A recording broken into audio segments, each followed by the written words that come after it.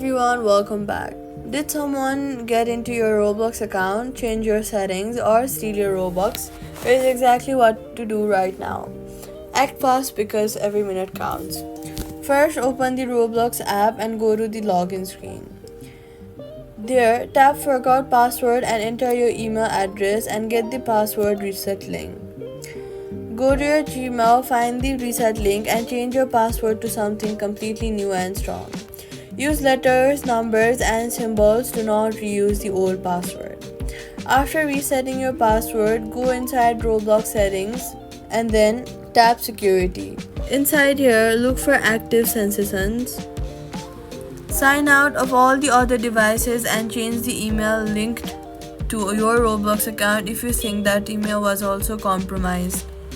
Update it to a new secure email right away.